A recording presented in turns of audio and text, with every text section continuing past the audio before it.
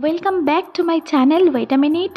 আশা রাখছি তোমরা সবাই খুব ভালো আছো আর আমিও খুব ভালো আছি। একটা অন্যরকম ভিডিও নিয়ে চলে এসেছি তোমাদের জন্য।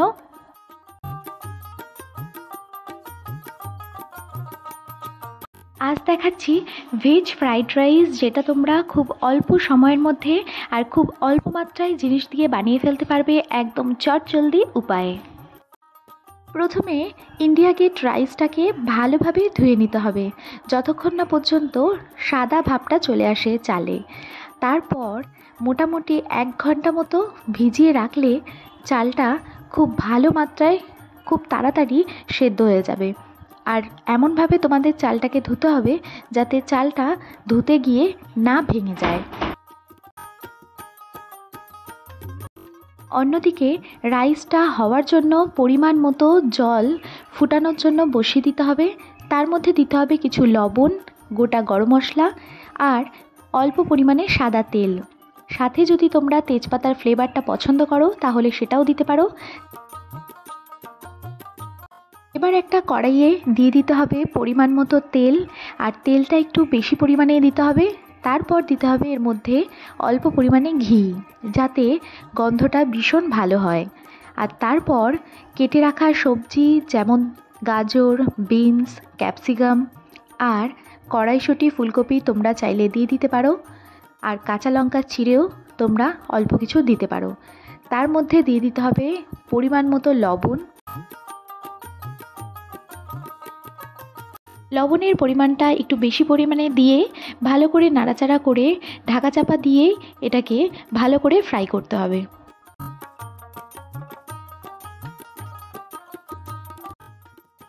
একদিকে ঢাকা চাপা দিয়ে এটাকে ভাজা করতে হবে, অন্যদিকে জলটা ফুটে আসলে ফুটে আসা জলের মধ্যে ভিজিয়ে রাখা রাইসের চালটা দিয়ে দিতে হবে। আলতোভাবে দিতে হবে যাতে চালটা ভেঙে না যায়।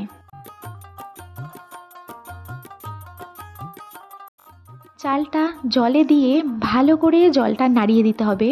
অন্যদিকে কড়াইয়ে সিদ্ধ হয়ে আসা সবজির মধ্যে দিয়ে দিতে হবে কিছু কাজু আর কিশমিশ, যেটা 10 মিনিট ভিজিয়ে রাখা হয়েছিল।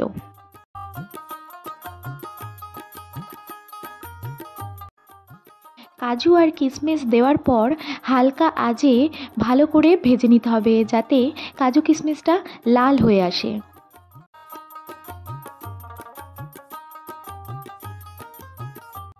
অন্যদিকে 1 ঘন্টা চাল ভিজিয়ে রাখার পর ভাতটা খুব সহজেই সেদ্ধ হয়ে যাবে।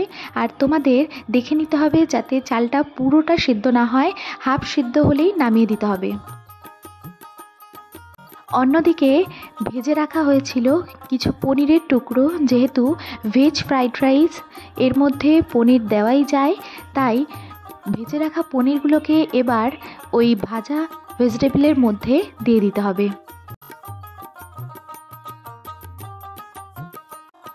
পনির দিয়ে রাইসে দেওয়া সবজিগুলো ভালো করে ভেজে নিতে হবে একসাথে।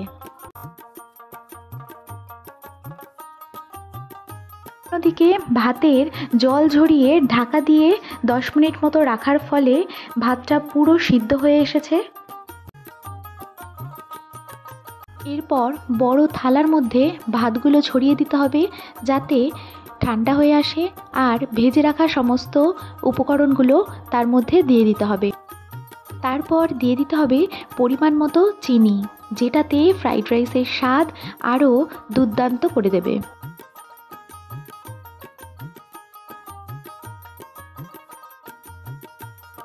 এরপর রাইসটাকে সমস্ত উপকরণ দিয়ে ভালো করে মাখিয়ে নেবে।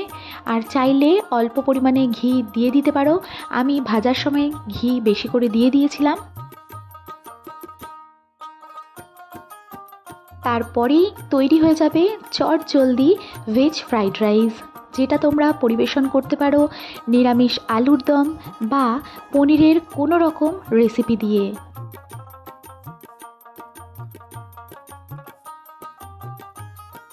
নিরামিষের দিনে দুর্দান্ত একটি রেসিপি। তোমাদের কেমন লাগলো কমেন্ট সেকশনে অবশ্যই জানিও।